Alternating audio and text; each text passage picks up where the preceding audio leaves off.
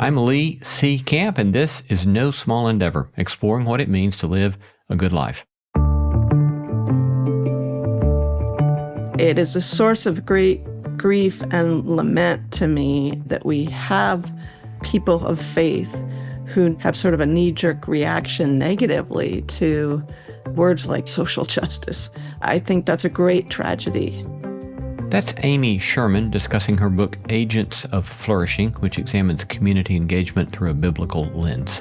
There's a disconnect between sort of that very extensive vision of flourishing and the Band-Aid stuff. We have to have creative entrepreneurial action in our community to create new wealth. But how do we go about doing that? Well, coming right up. Hey friend, if you didn't know, I started a newsletter a while back that comes out every 2 weeks. I've been delighted to hear from so many of you about positive response to the newsletter.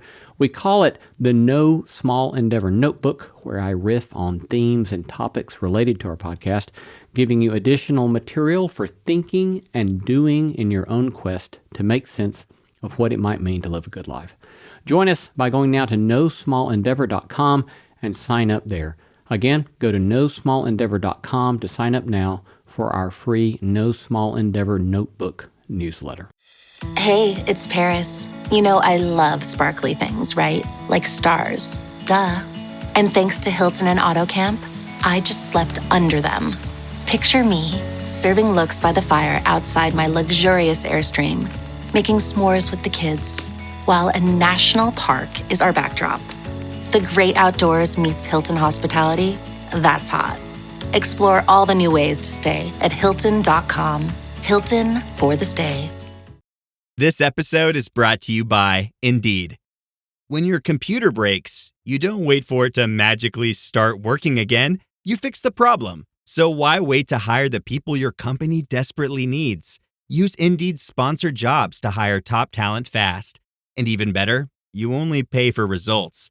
There's no need to wait. Speed up your hiring with a $75 sponsored job credit at Indeed.com/podcast. Terms and conditions apply.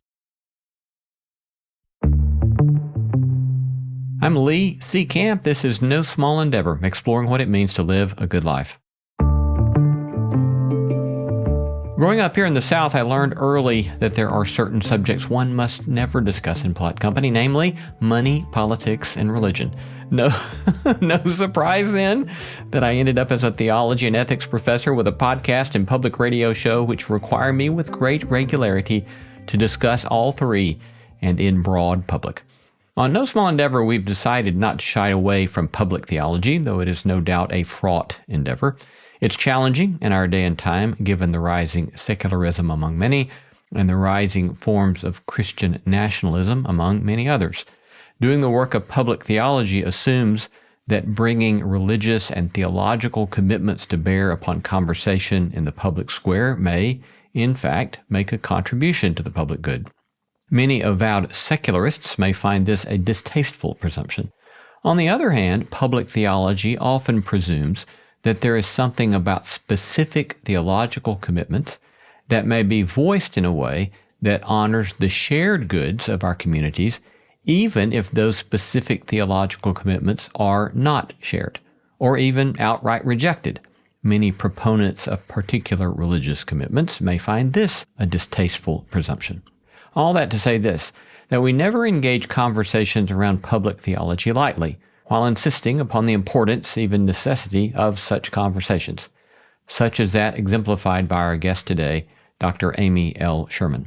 Her recent book is entitled Agents of Flourishing, and it's a vision of a public theology committed to the common good that exemplifies a robust, practical vision of community engagement and collective flourishing.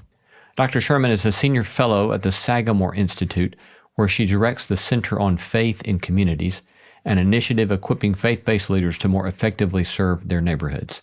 She holds a Ph.D. in International Economic Development from the University of Virginia and has led major national research on church-based community engagement. Dr. Sherman was named one of the 50 most influential evangelical women by Christianity Today. She's also the author of 7 books and over 100 articles. Here's our conversation with Amy Sherman. Welcome, Amy. Thanks so much for having me, Lee. Pleasure to have you with us. Nice to see you again. And thank you for your book. You make the case in Agents of Flourishing that Christian faith ought to be invested in every facet of human life, including things like economic development, aesthetics, urban development, education, sustainability.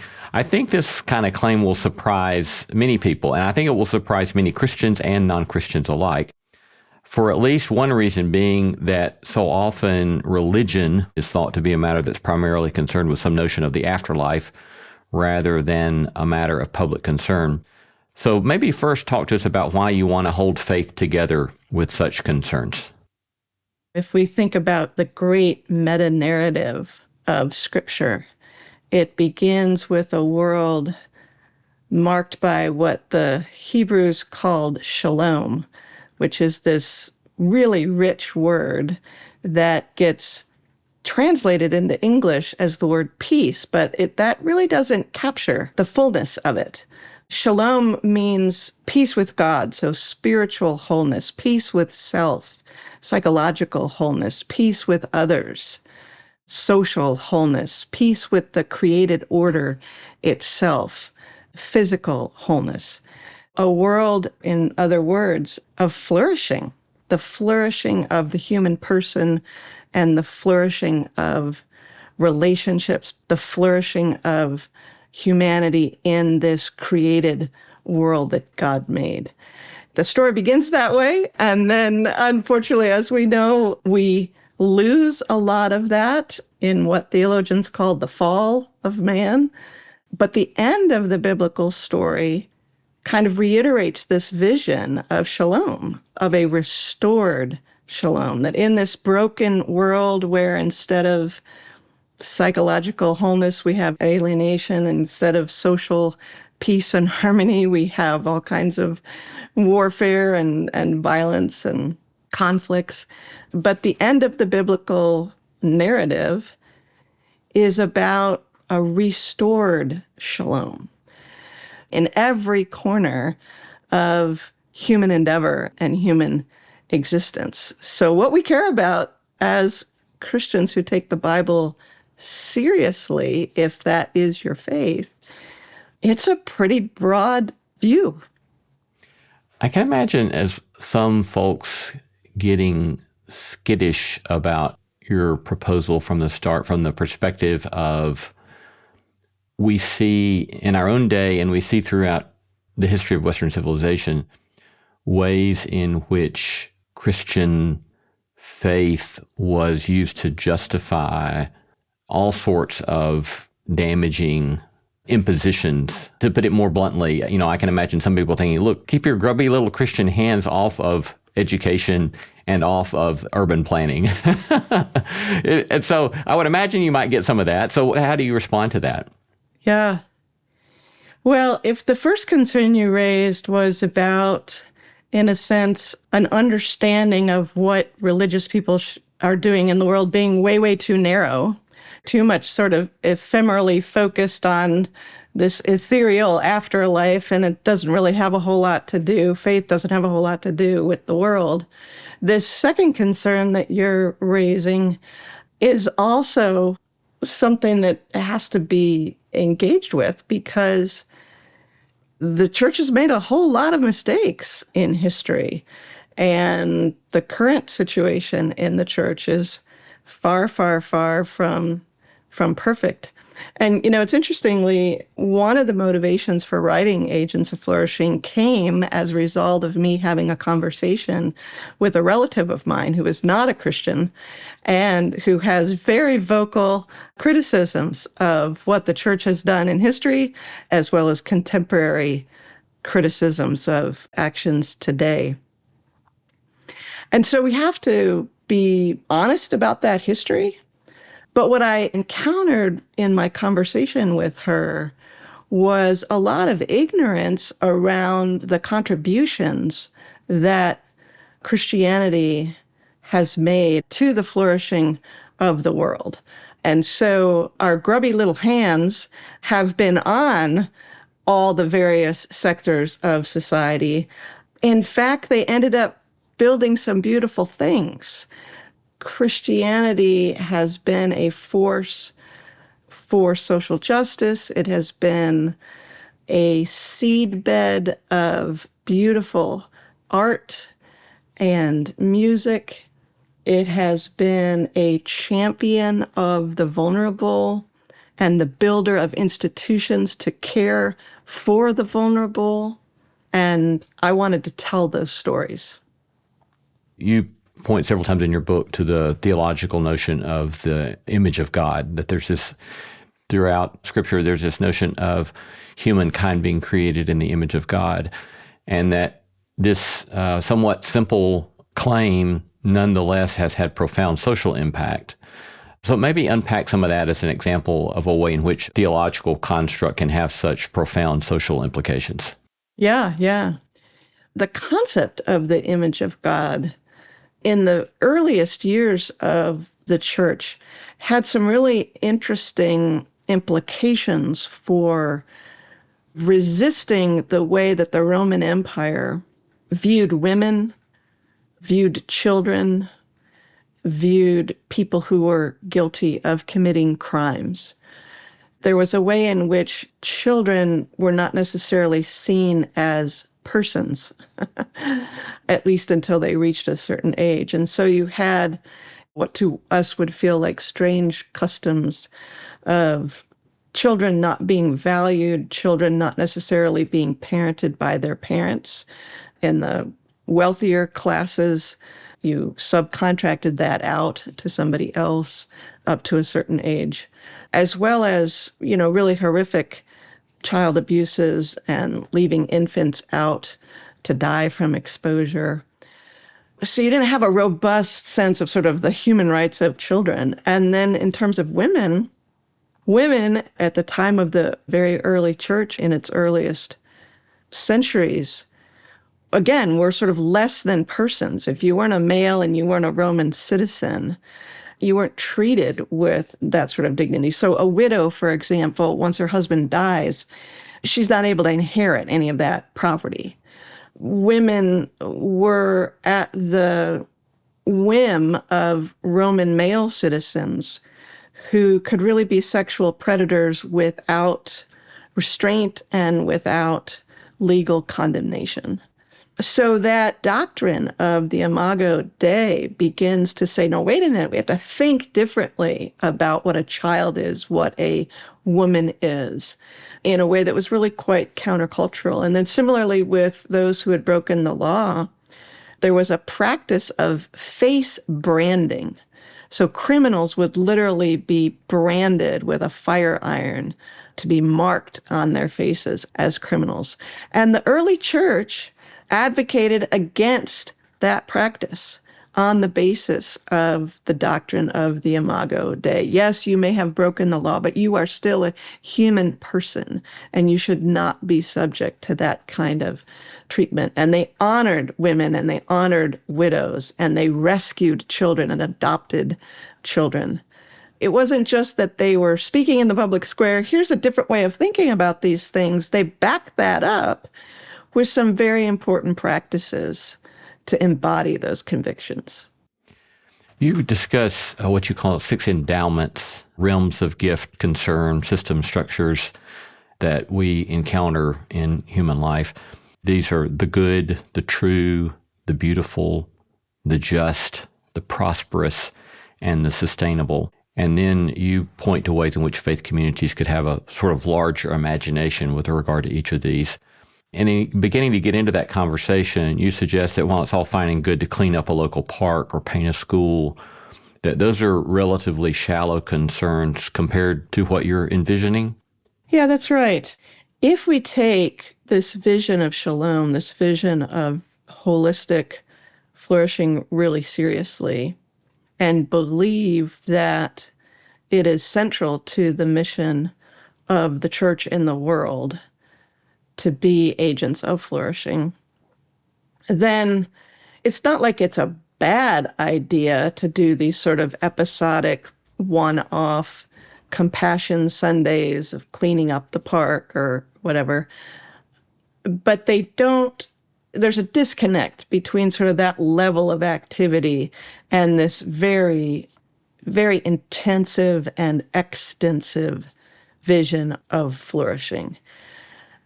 And what I argue in the book is not necessarily that every church has to make some grandiose contribution to all of those 6 realms that you were just mentioning. Most churches are relatively small. They're under 100 people, and they don't necessarily have tons of money. I'm not suggesting that each church is responsible to accomplish vast things. But what I am saying is that our imagination ought to be very robust and ought to have in mind real transformation, right? Not the Band-Aid stuff. We could maybe make a bit of a real impact on a small number of people if we focused our efforts and went deeper and for a longer period of time.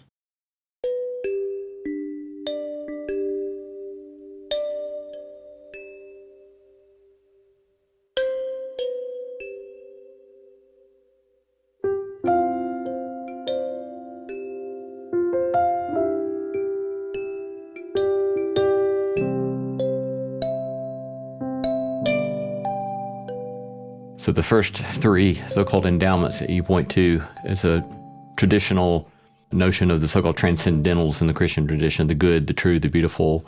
But let's talk, for example, about the true a moment. And it strikes me that oftentimes discussions of truth will quickly devolve into greater animosity and partisanship because people quickly begin to argue about, well, what is true, right?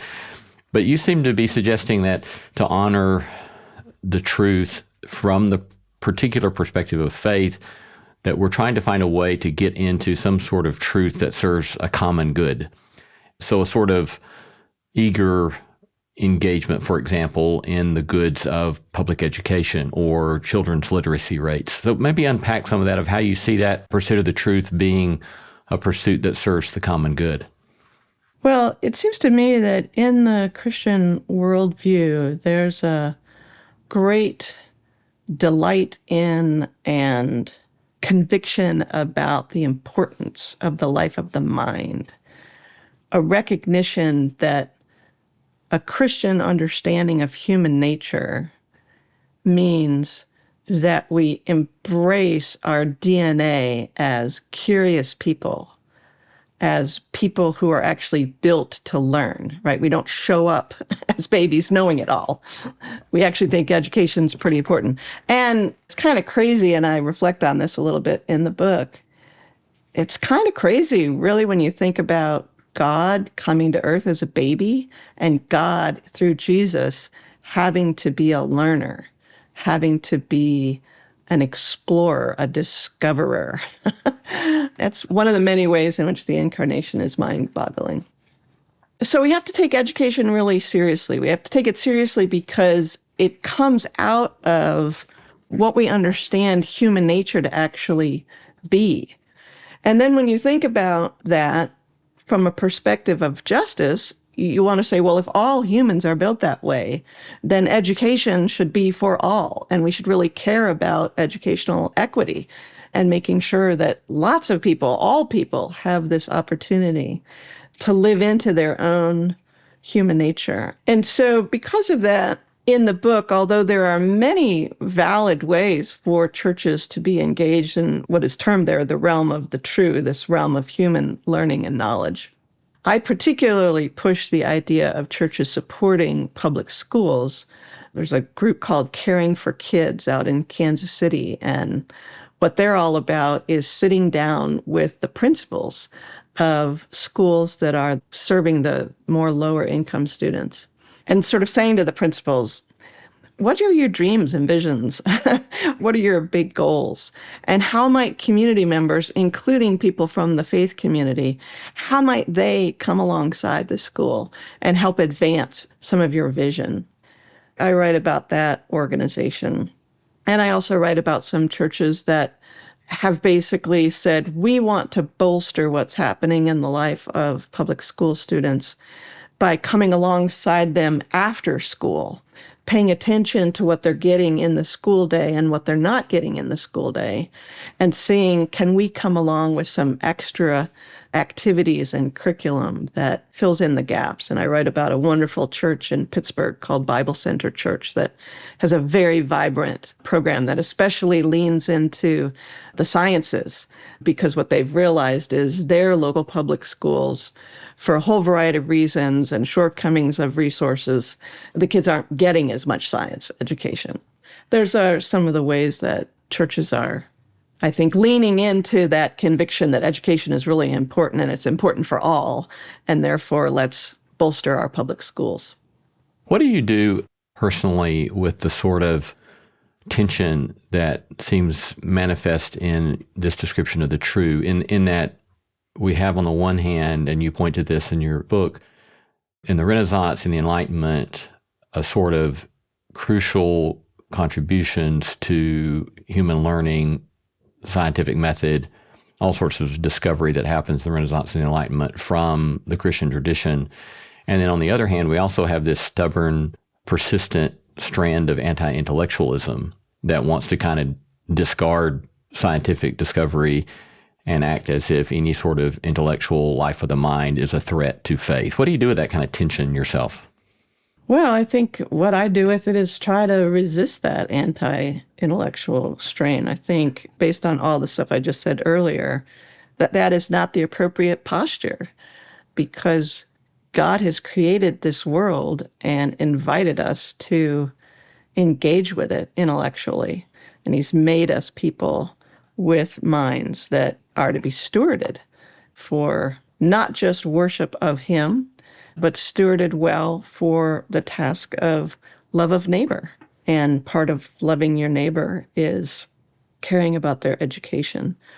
So I think we have to just keep going back to basic theological conversations within the religious community to make arguments around the need for being enthusiastic about creative endeavors and intellectual curiosity and seeking knowledge, rather than being afraid to do that. We don't live in a world where all we have is God as this sort of transcendent being and then nothing else.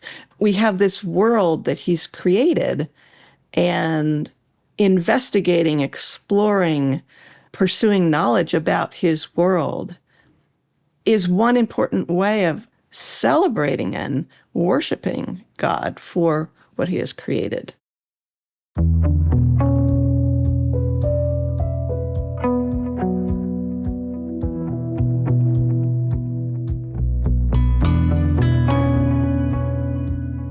You're listening to No Small Endeavor and our conversation with Dr. Amy L. Sherman.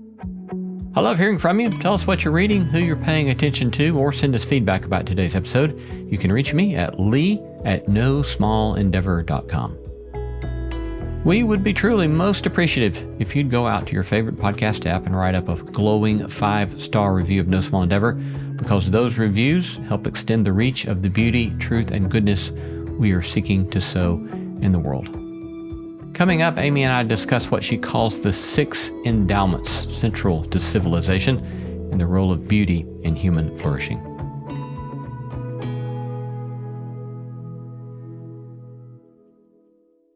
It has been so delightful to see more and more listeners like you sign up for NSE Plus. Our growing community is made up of intelligent and thoughtful people looking for a holistic approach to human flourishing. Signing up for NSE Plus is also a way to support the show and the work we're doing, and in fact, we depend upon that kind of support. But in addition to supporting the show, you'll get exclusive access to bonus content, and the No Small Endeavor you've come to love will be completely ad-free. In fact, you won't even hear ads like this one. So go to nosmallendeavor.com and click Join NSE Plus to become a member of our community today. Join for as little as $5 a month.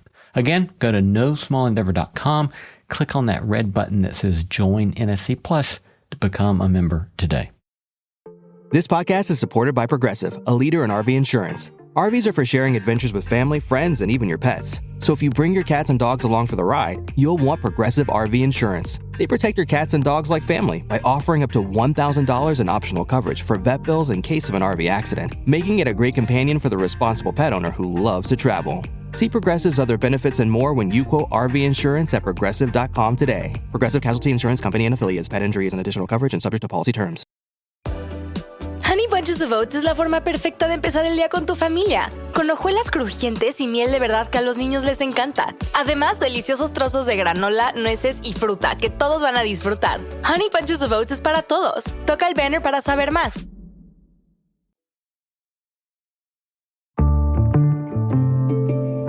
One of the 6 endowments you point to is the beautiful, pointing us to this notion that beauty, aesthetics, and here you include things like urban planning alongside art and architecture, that these are key pursuits with regard to human flourishing. To unpack some of that for us. There's such a long tradition of Christian thinkers recognizing that God is not only the good and the true, but God is actually beauty. God is the source of beauty. God is beauty. There's a celebration of that, I think, in the truest strains of our theological history. There's a celebration of the beauty of God. And there's a recognition that the creation is beautiful, that it's beautiful in a way that's kind of profligate. Do we really need, I don't know how many species of birds we have. I think it's probably a lot. And so there's this sort of profligacy in creation that I think is an expression both of the abundance that is part of sort of God's being, but also the beauty that is God's being. And I think it's not that hard to argue that God loves beauty and delights in beauty and actually encourages human beings to be engaged in aesthetic endeavor. In the building of the tabernacle in the Jewish Old Testament, there's all these instructions to the craftsmen, quite detailed instructions about building a structure that was not just sort of functional, but also very, very beautiful. And again, just sort of arguing from the idea of human nature, what happens when human beings encounter beauty? Well, there is wonder, there is delight, there is often a sort of form of worship. Even the person who doesn't believe in God, it's a window into sort of something that they might even use the word transcendent. And if they don't, they still want to say, they want to call up their friend and say, I'm experiencing this beautiful thing and I want you to participate. It's like they're being evangelists, right? So beauty can be cathartic, it can be healing, it can be worshipful, it can be awe-inspiring. It's just not hard from an argument of human nature. Obviously beauty really, really, really, really matters. And it was fun for me in the parts of the book where I reflect on church history to discover and rediscover the ways in which the church has embodied that conviction about the importance of beauty by actually being patrons of the arts. I was fascinated with a 2012 study you cited that indicated the importance of urban beauty upon human happiness. And I think a lot of us don't think much about urban planning and our notions of happiness or flourishing. But what did you learn about that, or what sticks out to you of things that you saw people trying to do in that regard? I think that there's a recognition of the importance of place. Our understanding of reality is that we are embodied people, and embodied people living in a material, physical environment. And we live in places, distinct places. And we recognize that place does things to people, positively and negatively, that the conditions and the aesthetics and the design of place can sort of lift the human spirit or depress the human spirit. we see people who follow Jesus Christ and those who don't giving really serious attention to this idea of place making and the built environment. Are there better and worse ways of sort of designing buildings when it comes to how they will be experienced by human persons? Are there better and less better ways of designing communities and common spaces that are healthier or less healthy? So place just matters if one takes seriously the account of the scriptures. There is a call to make places better. The Jewish exiles who've been carried off to exile in the city of Babylon are actually told to work for the peace and the prosperity and the flourishing of that place. And throughout the Old Testament, we see interesting examples of how place is sort of remembered through rituals because important things happened in those places. And there's some really practical and interesting parts of the Jewish law in the early books of the Old Testament that relate to how you do placemaking, where you put the refuse, where you build the houses. There's like a design, there's planning that's going on there because place affects the quality of the human experience. As you were describing those realities, and I flashed back to when my wife Laura and I were young marrieds, we spent some time in Nairobi, Kenya, and I had a friend when I was there who came to me one day and said, I want you to come meet some friends of mine. We were working in a very poor, destitute neighborhood of Nairobi, and he took me out some blocks and turned down an alleyway, and we climbed up over a very 6-foot tall pile of trash, literally, that oozed when you stepped in the wrong place, and then came down on the other side, and there was a little community of street boys, 6 street boys that were all age 12 to 18, who were living there in just that destitution. And I got to know them over a number of weeks and months. And we watched that as they tried to find their own way in the world and this kind of new dislocation that they had experienced. There was this one boy, he must have been 13, 14 years old. And over those months that we were there, when I would come back, I started noticing that he had planted flowers outside this little ramshackle. He was living under a piece of plastic, and yet he wanted some flowers. And so I just think this sort of yearning that we have for beauty is so important and can be such a gift. It's such a gift to ourselves when we receive it, right? And it can be such a gift to our neighbors when we try to find ways to facilitate it communally. So I find that the way you described it very beautiful. But any comments on any of that? Only to say I've seen the exact same phenomenon. I don't travel internationally now, but I did earlier in my career, and usually to very poor areas. And it was exactly the same experience, being sort of astounded that in the midst of quote unquote squalor, any place a person could have something of color, whether it was a rag, whether it was a picture torn out of a magazine. You found that in the most ramshackle of dwellings. Any place where there's any opportunity to have a flower, there would be a flower. Because we not only need food and water, we actually need beauty.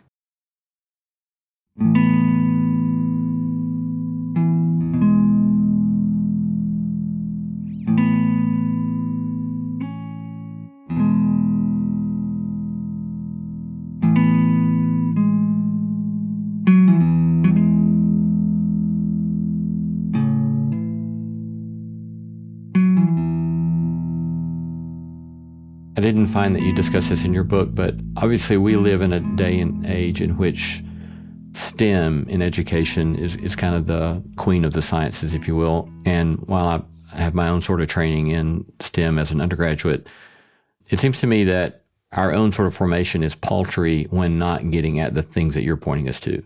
Beauty, truth, goodness, that might not really get discussed much in an emphasis upon STEM.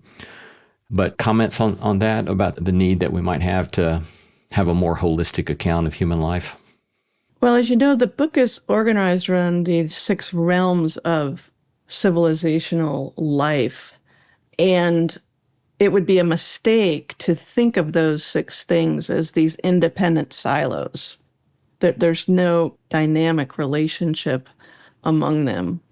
So thinking about how is a STEM education that's too narrowly construed causing us to fail to ask justice questions. For example, we're going to learn this new technology and wow, it's going to bring all this efficiency. Well, okay, but what are some of the unintended consequences of that? And are we valuing efficiency over human relationships? Are we potentially creating something that reinforces unhealthy power dynamics and thus is not really a just thing to do?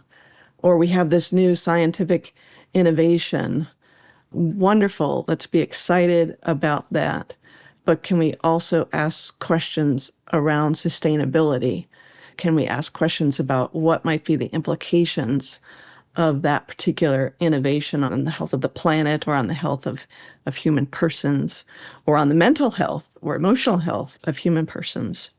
So, in other words, this holistic and interrelated understanding of human flourishing invites us to critique and interrogate particular innovations in one of those arenas by the values and convictions about human flourishing that emerge from the other arenas. And I mean, I am the product of a liberal arts education that is probably shining through here. But I also think that a pursuit of sort of a STEM education unmoored from attentiveness to other dynamics of human flourishing is probably unwise.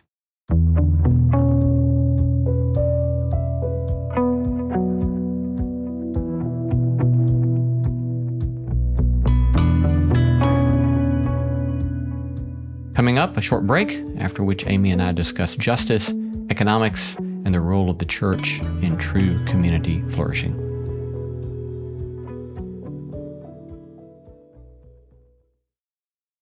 Hello friends, Lee Seacamp here. Last week in Salt Lake City, I met a station manager from a small town who's given her life to serving her community through public radio. Now, because of massive funding cuts, station managers like her are wondering if they may have to turn off the mic for good. Larger stations are slashing budgets too, cutting the very programming that keeps us connected and often inspired. As a podcast listener, you may or may not know that No Small Endeavor is aired weekly on roughly 100 stations throughout the country. And given the current financial crisis for public radio, we at No Small Endeavor want to help. We're extending the time public radio stations can air our show for free, and we are asking you to join us. For as little as $5 a month, you can help keep No Small Endeavor on the air from Anchorage, Alaska to Jacksonville, Florida. Consider making it more, because by doing so, you're helping spread a bit more beauty, truth, and goodness to communities nationwide. Go to nosmallendeavor.com and click Join NSE Plus today. Help keep the airwaves alive with NSE. At Blinds.com, it's not just about window treatments. It's about you, your style, your space, your way. Whether you DIY or want the pros to handle it all, you'll have the confidence of knowing it's done right.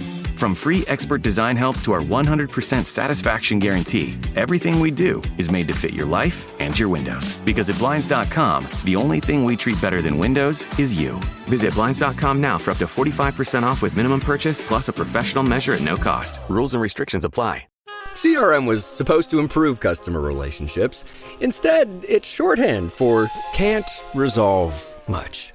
Which means you may have sunk a fortune into software that just bounces customer issues around but never actually solves them. On the ServiceNow AI platform, CRM stands for something better. With AI built into one platform, customers aren't mired in endless loops of automated indifference.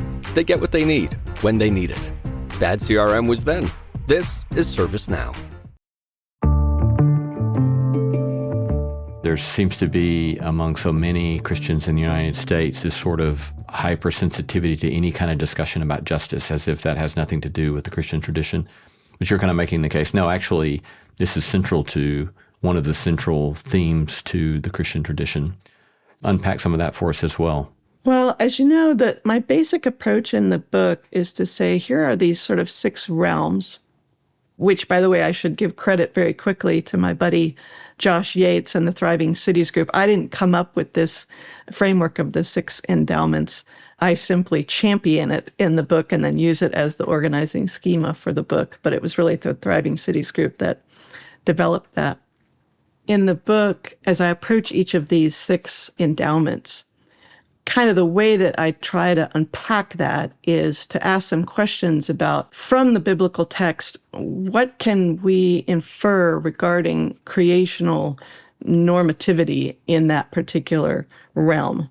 And then how do we think about the ways in which that structure has been malformed? So in the realm of justice, for example, we can search the scriptures and see, first of all, just such a comprehensive and robust treatment of justice throughout the Old and New Testaments, which belies its obvious importance to God. And then there are many different principles that we can pull out from what we see. So we talked about one earlier, which is the foundational importance of the Imago Dei, the inherent dignity of every human person, and therefore the claims that they have on other people about how they get treated. We also see this sort of relational understanding about justice, that justice is about how I treat others and how they treat me. It's an embodied kind of a thing. And we see concern for the most vulnerable people in the society. And so there's economic laws that the ancient Israelites were supposed to live by. If you were a farmer and you owned your land, you were to plant and harvest your land, but leave some left over for the poor of the land to come in and glean. So there's all these really important principles around justice. And one of the overarching themes is this idea of restorative justice.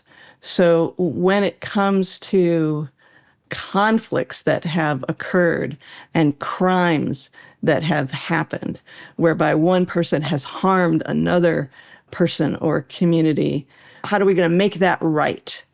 And in the biblical vision, you have to pay for what you have done. But it also embeds within it the hope, the possibility of a restored relationship, that through restitution, through repentance, there is this opportunity for the one who has harmed the community to be able to come back into that community. And in the United States, our justice system has more of an emphasis on retributive justice than it does on restorative justice. And I think that one of the greatest contributions Christians can be making is to advocate for, create imagination around, and even design restorative justice kinds of initiatives. So justice is super important. It's all over the scriptures.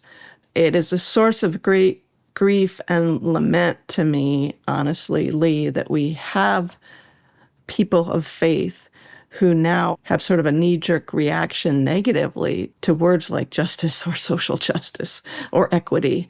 I think that's a great tragedy. Contemporary schools of restorative justice have been fascinating to me as well, and you point to several of these in the book.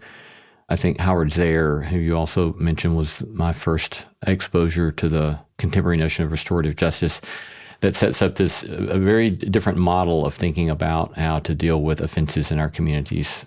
Our system of retributive justice in the criminal justice system in the United States is typically sees an offense as an offense against the state as opposed to an offense against a victim, right? So there's punishment against the offender to enact some sort of supposed balance of rightfulness with regard to the state. Whereas this restorative justice model you're pointing to says, no, it harms the victim and it harms the community. So then the question becomes, how do we make these things whole? And the sort of beautiful creative possibilities that arise out of that, I just find so remarkable.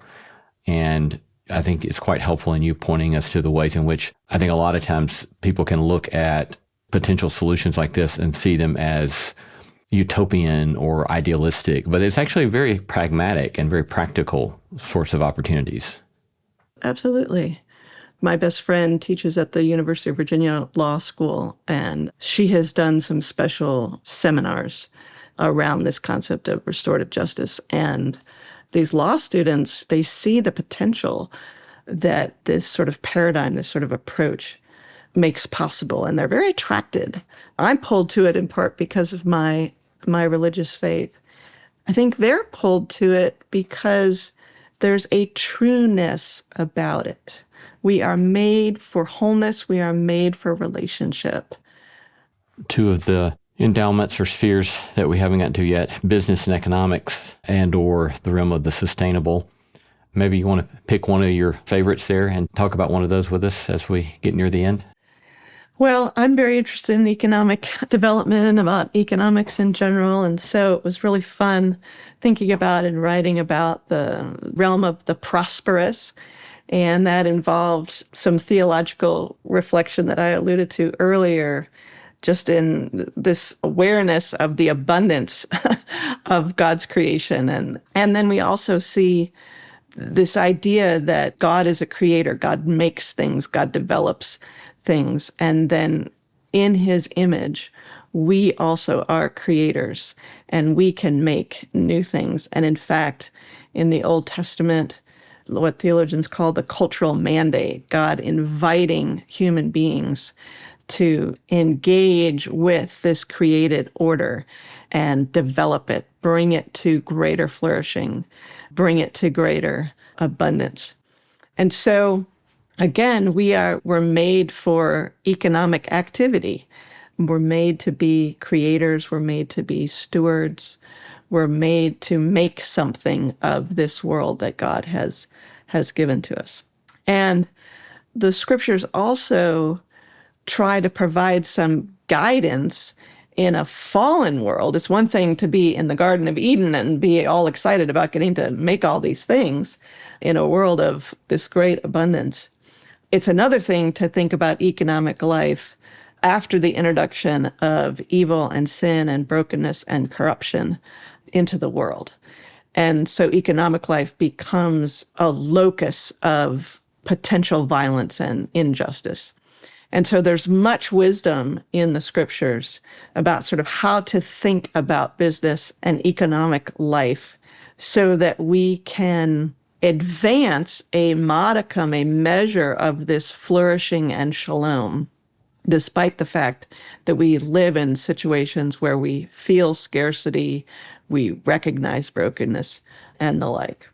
One of the things I reflect on is a church in Ohio called Grace Chapel, where they have really thought about entrepreneurship and business ownership and what it looks like for that to be a redemptive pursuit. And they have a way of thinking about business and a way of conducting business that are countercultural in certain ways. Although I think this is changing now and has been changing for a period of time in the United States and in the Western world, sort of the dominant idea around business was what we would call the shareholder perspective, where profit really is the principal aim of the business endeavor. And that contrasts with what folks now call the stakeholder perspective, which says that profit is very important and the shareholders are an important stakeholder in a business.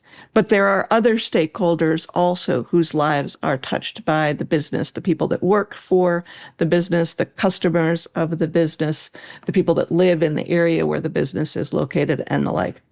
And so the folks at Grace Chapel have taken a look at what the scriptures seem to say about economic life and about justice, and have come to the conclusion that a stakeholder perspective is in greater alignment with sort of God's vision for economic life. So they teach that, they champion that, they muse and argue and wrestle around the ins and outs of all of that. And then they actually try to help business people, particularly entrepreneurs, start new business enterprises that try to embody those various connections about how the business can bring value to the owners and the shareholders and bring value to the customers, the employers, the other stakeholders. And this church, which is not that big, really, I think it may be around 500 plus people. It's relatively large, but it's not a mega church of 10,000 folks. And over the years, they have helped to launch 26 different businesses at home and some abroad. And they provide coaching, they provide startup capital, they provide ongoing consulting, they provide a lot of support for the business entrepreneurs. And to me, it's a beautiful and wonderful example of embracing this idea that economic life really, really matters. We have to have creative entrepreneurial action in our community to create new wealth. That's a really important part of human flourishing. But how do we go about doing that? And it's really neat to go and look and see what they've done, and quite a story. Been talking to Dr. Amy L. Sherman, Senior Fellow at the Sagamore Institute, where she directs the Center on Faith in Communities. We've been discussing her book, Agents of Flourishing. Amy, thanks so much for your time and for your good work, and grateful for the conversation today. Really appreciate your interest in the book and this opportunity to chat with you today, Lee. Thank you. Thank you.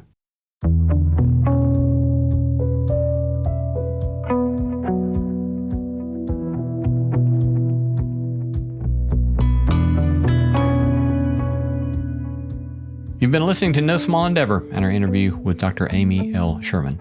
Her book, Agents of Flourishing, is available now. We gratefully acknowledge the support of Lilly Endowment Incorporated, a private philanthropic foundation supporting the causes of community development, education, and religion.